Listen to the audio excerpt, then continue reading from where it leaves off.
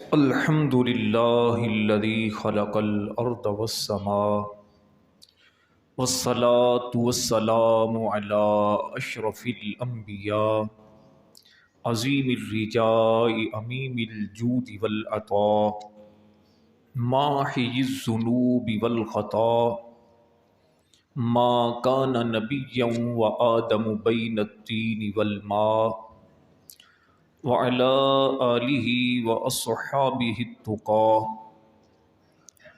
الذين بينوا سبيل الهدى أما بعد فأعوذ بالله من الشيطان الرجيم بسم الله الرحمن الرحيم إن الله وملائكته يصلون على النبي يا أيها الذين آمنوا صلوا عليه وسلموا تسليما اللهم صل على سيدنا ومولانا محمد وعلى آل سيدنا ومولانا محمد وبارك وسلم صلاة وسلاما عليك يا سيدي يا رسول الله وعلى آلك وأصحابك يا حبيب الله.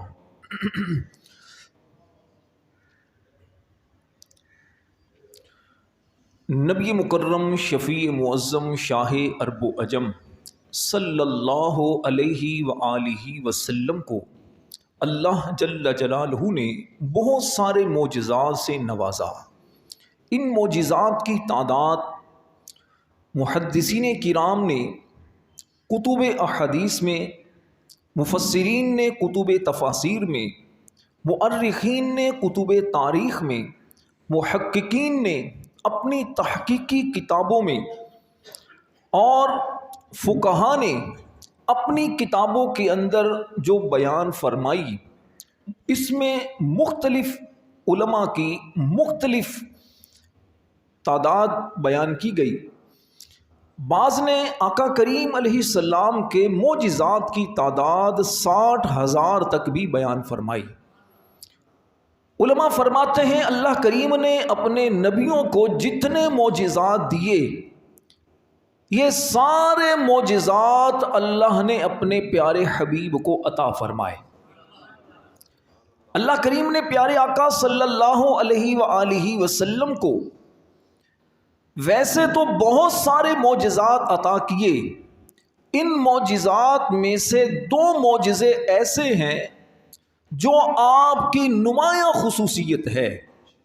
ایک آپ کا معجزہ ہے قرآن، اللہ کا کلام، اور ایسا رب کا کلام ہے جس کی مثل آج تک کوئی بھی نہیں لا سکا۔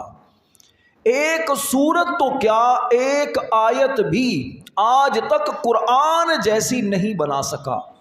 قرآن کا رہتی دنیا تک سب غیر مسلموں کو چیلنج ہے، فَأْتُوا بِسُورَةٍ مِّن مِّثْلِهِ، اگر تم سچے ہو تو اس قرآن جیسی ایک سورت لے آؤ۔ ایک سورت نہیں لا سکتے تو ایک آیت قرآن جیسی لے آؤ، لیکن کوئی بھی قرآن جیسی ایک آیت بھی نہ لا سکا۔ دوسرا آقا کریم علیہ السلام کا معجزہ وہ ہے معراج۔ شب معراج اللہ کے پیارے اور آخری نبی صلی اللہ علیہ وآلہ وسلم نے اپنے کریم مولا کو سر کی آنکھوں سے دیکھا۔ رب کو دیکھنا یہ آپ کا ایسا اعزاز ہے، ایسی خصوصیت ہے کہ آپ سے پہلے کسی کو یہ شرف اور فضیلت عطا نہ کی گئی۔ سارے نبی شانوں والے، آدم علیہ السلام سے لے کر عیسیٰ علیہ السلام تک جتنے نبی آئے سب شانوں والے، لیکن سب سے اولا و اعلیٰ ہمارا نبی، سب سے بالا و اعلیٰ ہمارا نبی، ملک کونین میں انبیاء تاجدار، تاجداروں کا آقا ہمارا نبی۔ کیا خبر کتنے تارے کھلے چھپ گئے، پر نہ ڈوبے نہ ڈوبا ہمارا نبی۔ اللہ کریم نے اپنے پیارے نبی صلی اللہ علیہ وآلہ وسلم کو معراج کا شرف عطا کیا۔ معراج کیا ہے؟ قرآن کریم کی مختلف آیات کے اندر اس کی مختصر تفصیل اور اس کا ذکر موجود ہے۔ سورہ بنی اسرائیل کی آیت نمبر 1 میں رب کریم نے میرے اور آپ کے پیارے نبی صلی اللہ علیہ وآلہ وسلم کے معراج کو یوں بیان فرمایا، ارشاد فرمایا سبحان الذی اسری بعبدہ، پاک ہے وہ ذات جو اپنے خاص بندے کو لے گیا لیلا من المسجد الحرام الی المسجد الاقصی، رات کے کچھ حصے میں مسجد حرام سے مسجد اقصی تک، الذی بارکنا حولہ،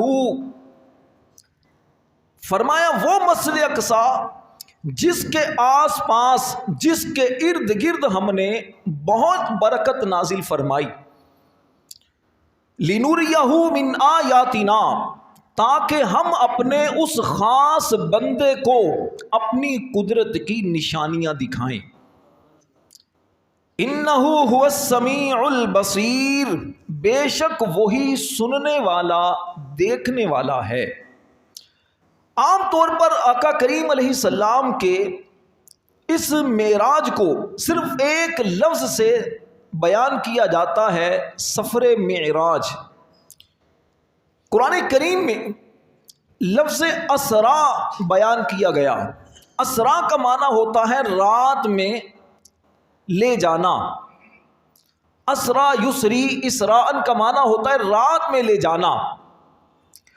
اللہ کریم نے قرآن کریم میں لفظ اسرا بیان کیا۔ احادیث مشہورہ کے اندر نبی کریم رؤوف الرحیم علیہ افضل الصلاۃ والتسلیم کے لیے معراج کا لفظ استعمال ہوا۔ خواجہ نظام الدین اولیاء رحمت اللہ علیہ فوائد الفواد کے اندر فرماتے ہیں، فارسی میں یہ کتاب ہے، اس کا اردو خلاصہ یہ ہے کہ نبی کریم رؤوف الرحیم صلی اللہ علیہ وسلم نے مسجد حرام سے مسجد اقصی تک جو سفر کیا اسے کہتے ہیں اسرا، جو قرآن میں بیان ہوا۔ مسجد اقصی جو فلسطین میں ہے، مسجد اقصی سے 7 آسمان تک کا سفر کو کہا جاتا ہے معراج۔ اس کا ذکر احادیث مشہورہ میں ہے، اور 7 آسمان کے اوپر سے لے کر سدرۃ المنتہا سے لے کر لامکاں تک، جس کا رب جانے یا رب کا محبوب جانے، اسے کہا جاتا ہے اعراج۔ قاب قوسین تک، قاب قوسین کہاں ہے، کون سا مقام ہے، رب جانے رب کا محبوب جانے۔ کسی شاعر نے کیا خوب کہا، خدا کی عظمتیں کیا ہیں محمد مصطفیٰ جانے، مقام مصطفیٰ کیا ہے محمد کا خدا جانے۔ اس آیت کریمہ کو مختصر طور پر آپ حضرات کے سامنے بیان کرتا ہوں، سمجھیے گا، سمجھانے کے انداز میں کچھ اہم پوائنٹ عرض کرتا ہوں، انشاءاللہ الکریم آپ کو خود بہت مزہ آئے گا، علم میں اضافہ ہوگا۔ اللہ کریم نے ابتدا میں فرمایا سبحان الذی، پاک ہے وہ ذات جو اپنے بندے کو لے گیا۔ اس آیت کریمہ میں اللہ کریم نے آغاز فرمایا سبحان سے، اپنے مبارک نام سے، اپنی پاکی کو بیان کیا۔ کیوں؟ اعتراض ہو سکتا تھا، اعتراض ہوا بھی تھا کہ رات کے تھوڑے سے حصے میں مسجد حرام سے مسجد اقصی جو سینکڑوں میل کا فاصلہ ہے، اس وقت جہاز نہیں تھے، راکٹ نہیں تھے، کوئی ایسی چیزیں نہیں تھی کہ جس پر سوار ہو کر بندہ سفر کر سکے، کچھ سیکنڈ میں سفر کر کے وہاں تک پہنچ سکے۔ تو کیسے ممکن ہے کہ ایک بندہ تھوڑے سے حصے میں سینکڑوں میل کا فاصلہ طے کر لے؟ رب نے ارشاد فرمایا سبحان، فرمایا بندوں کے لیے واقعی ناممکن ہے، کسی بندے کے لیے یہ ناممکن ہے کہ وہ تھوڑے سے وقت کے اندر سینکڑوں میل کا فاصلہ طے کرے، لیکن اس کائنات کو بنانے والے کے لیے کچھ مشکل نہیں ہے۔ بندوں کے لیے مشکل ہے، لیکن کائنات بنانے والے کے لیے، وقت پیدا کرنے والے کے لیے، دنیا کو بنانے والے کے لیے کچھ مشکل نہیں ہے، کیونکہ یہ سارا نظام چلانے والا وہ ہے جس کو ہم خدا کہتے ہیں۔ کوئی تو ہے جو نظام ہستی چلا رہا ہے، وہی خدا ہے، وہی خدا ہے۔ دکھائی بھی جو نہ دے، نظر بھی جو آ رہا ہے، وہی خدا ہے۔ وہ نظر نہیں آتا، وہ خدا بظاہر ہماری آنکھوں سے نظر نہیں آتا، لیکن اس کی قدرت کی جلوہ گری ہر جگہ ہے۔ پہاڑوں کو دیکھیں تو خدا یاد آتا ہے، سمندروں کی گہرائی کو دیکھیں خدا یاد آتا ہے، آسمان کی بلندیوں کو دیکھیں، آسمانی چھت کو دیکھیں جو بغیر ستون کھڑی ہے تو خدا یاد آتا ہے، اللہ کی مخلوق کو دیکھیں تو خدا یاد آتا ہے۔ کوئی تو ہے جو نظام ہستی چلا رہا ہے، وہی خدا ہے۔ تو فرمایا سبحان اللہ، میرے محبوب علیہ السلام پر اعتراض کرنے والوں، تمہارا اعتراض تب بنتا جب میرا محبوب دعویٰ کرتا کہ میں گیا ہوں۔ میرے محبوب کا دعویٰ نہیں کہ میں مسجد حرام سے مسجد اقصی گیا ہوں، یہ تو خدا فرما رہا ہے کہ میں لے کر گیا ہوں۔ اللہ جس کو لے کر جانا چاہے اس کے لیے کیا مشکل ہے؟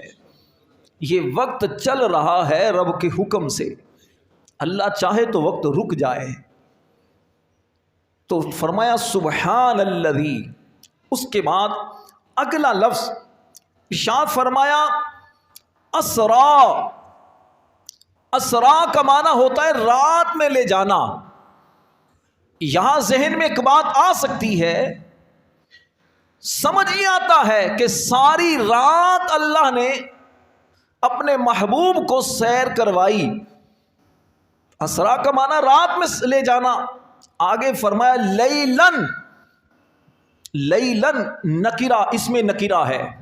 عربی گرامر جاننے والے سمجھتے ہیں کہ اس میں نکرہ، ایک تو اس میں نکرہ کا جب ترجمہ ہوتا ہے تو کچھ کیا جاتا ہے، لیلن کچھ رات، اسرا لیلن رات کے کچھ حصے میں، مطلب پوری رات کا سفر نہیں کیا۔ اگر پوری رات سفر کر کے مسجد حرام سے مسجد اقصی تک آقا کریم گئے ہوتے تو اعتراض کیوں کیا جاتا؟ تو فرمایا لیلن تھوڑے سے حصے میں، رات کے تھوڑے سے حصے میں۔ پھر اس کے بعد رب نے فرمایا بعبدہ، اپنے بندے کو لے کر گیا۔ اللہ اکبر، کیا خوبصورتی اس کے اندر ہے۔ اس کی گہرائی کو وہ سمجھ سکتا ہے کہ جس نے عشق حقیقی کی لذت کا مزہ چکھا ہو، یا دنیاوی طور پر ہی جسے کسی سے محبت ہوئی ہو، وہ اس کا مزہ سمجھ سکتا ہے۔ جب کہا جاتا ہے میرا بندہ، میرا آدمی، میرا فلاں، فرمایا بندے بڑے ہیں، بندے بڑے ہیں، لیکن خاص بندہ وہ ایک ہی ہے۔ رب کا خاص بندہ ایک ہی ہے۔ عربی گرامر میں لفظ عبد مختلف معنی میں استعمال ہوتا ہے۔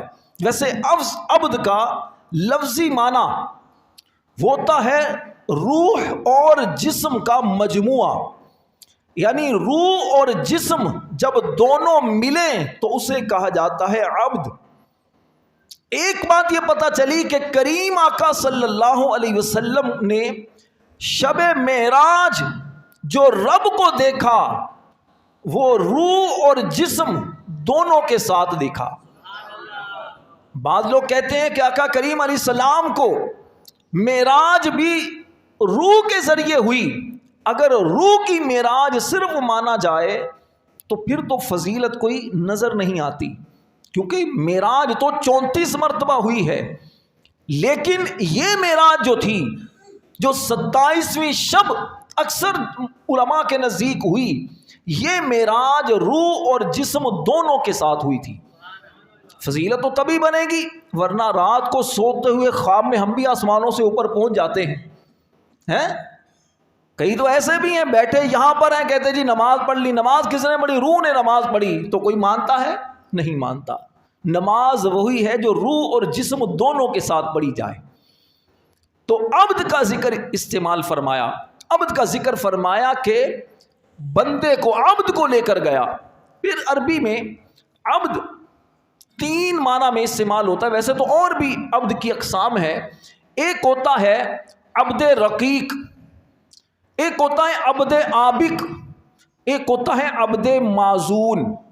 عبد رقیق وہ غلام جو پورا کا پورا اپنے آقا کے قبضے میں ہو، آقا جس کا مالک ہو۔ عبد معزون وہ غلام جو اپنے مالک کے ملک اور اس کے قبضے میں ہو اور اس کی صلاحیتوں کو دیکھ کر اس کا مالک، اس کا آقا اس کو اجازت دیتا ہے کہ میری طرف سے تم بھی کچھ خرید سکتے ہو، بیچ سکتے ہو، میری غیر موجودگی میں تمہارے پاس بھی اختیارات ہیں۔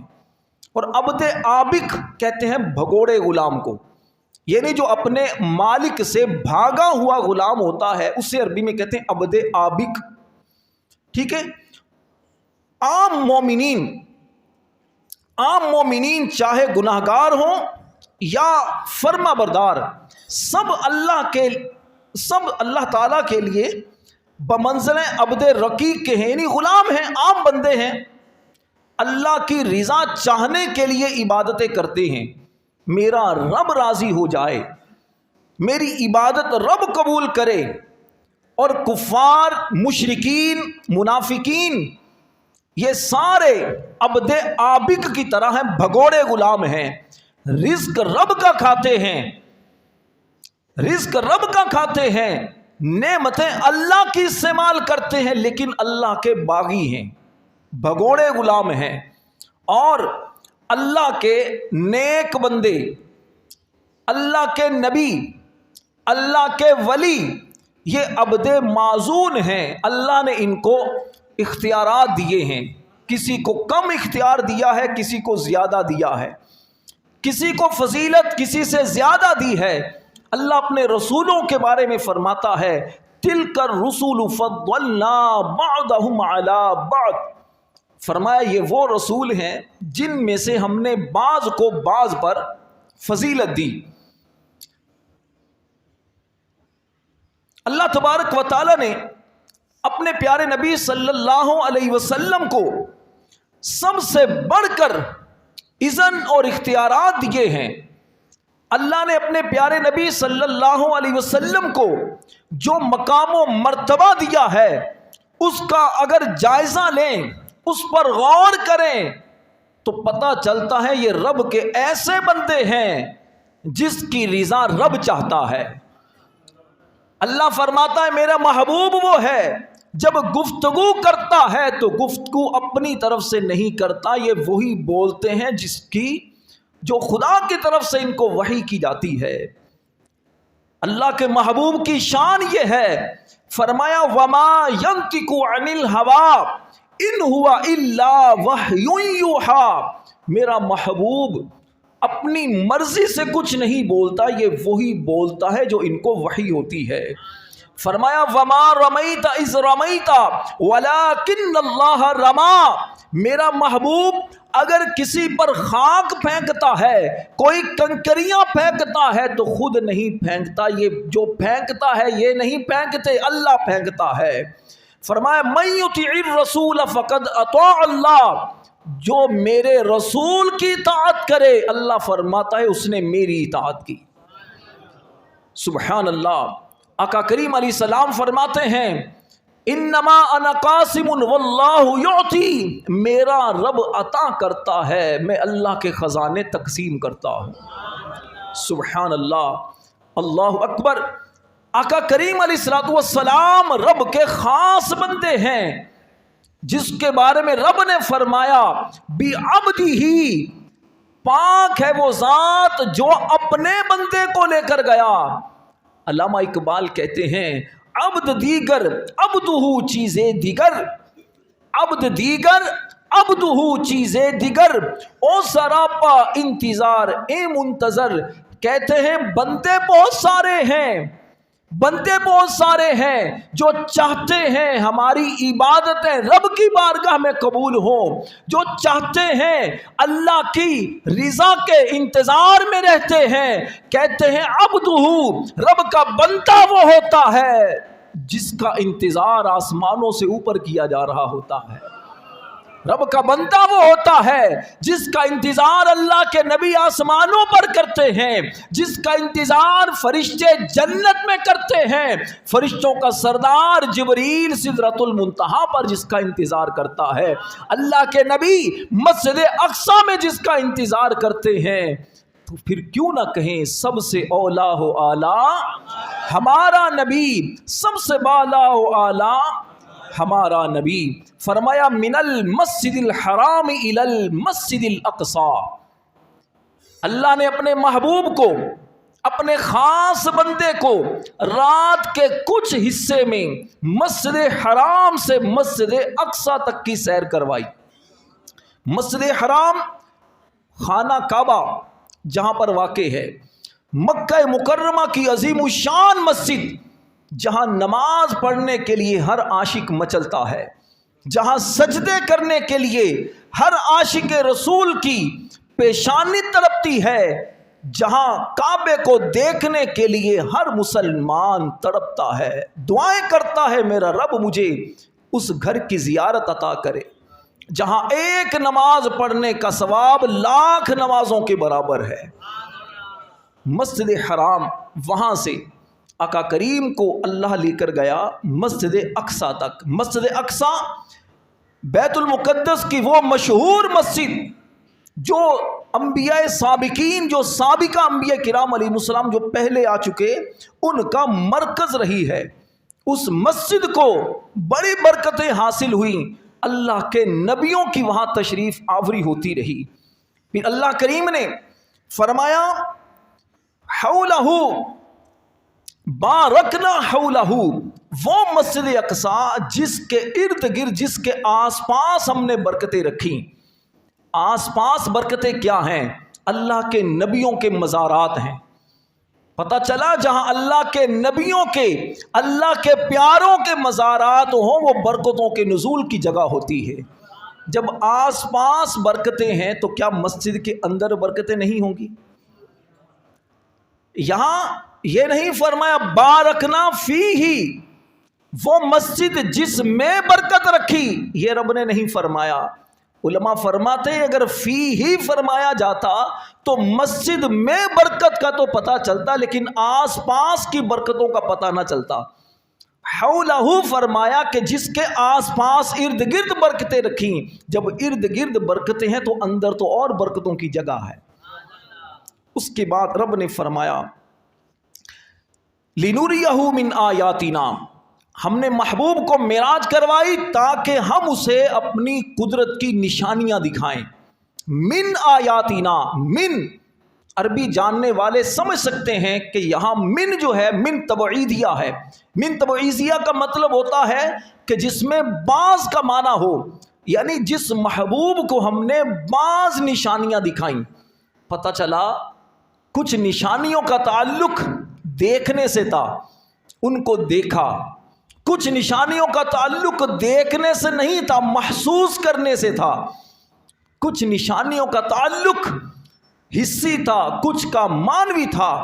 تو اللہ کریم نے اپنے پیارے حبیب علیہ الصلوۃ والسلام کو نشانیاں دکھائیں، اور پھر اس کے بعد کریم آقا صلی اللہ علیہ وسلم کو رب نے معراج کروائی تو آخر میں فرمایا انہ هو السمیع البصیر، بے شک وہی سننے والا دیکھنے والا ہے۔ اب اس میں دو باتیں ہیں، انہ بے شک وہ، اگر ہو ضمیر جو ہے عربی کے اندر ضمیریں جو آتی ہیں ہو ہما ہم ہا ہما ہننا کا کما کم کی کما کننا نینا، یہ ضمیریں ہوتی ہیں. اس طرح ہوا ہما ہم ہیا ہما ہننا انت انتما انتم انتی انتما انتن انا نحنو، یہ عربی گرامر جو پڑھتے ہیں وہ سمجھتے ہیں. جیسے اردو میں ہم کہتے ہیں وہ، اس، تم، میں، اس کو عربی میں یہ کہتے ہیں. تو اگر انہو بے شک وہ، اگر ہو ضمیر کا مرجع یعنی اس سے مراد رب کی ذات ہو تو پھر تو ترجمہ یہ بنے گا کہ اللہ ہی سننے والا دیکھنے والا ہے. اور بعض نے کہا کہ پیچھے ذکر آقا کی معراج کا ہو رہا ہے، پیچھے ذکر اللہ کے خاص بندے کا ہو رہا ہے.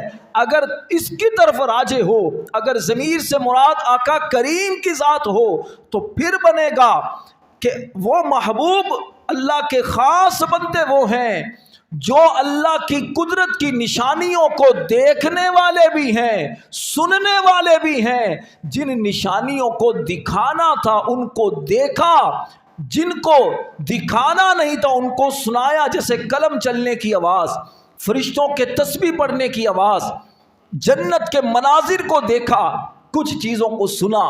تو یہ اس آیت کا مختصر طور پر میں نے آپ کے سامنے کچھ خلاصہ بیان کیا ہے. انشاءاللہ اگر آپ غور کریں گے تو آپ کو بہت ہی ساری چیزیں سمجھ میں آئیں گی. اللہ آقا کریم کی معراج کے صدقے ہم سب کی حاضری قبول کرے. اللہ ہمیں مسجد حرام، مسجد اقصی کی زیارت سے مشرف فرمائے. آمین بجاہ النبی الامین صلی اللہ علیہ وسلم.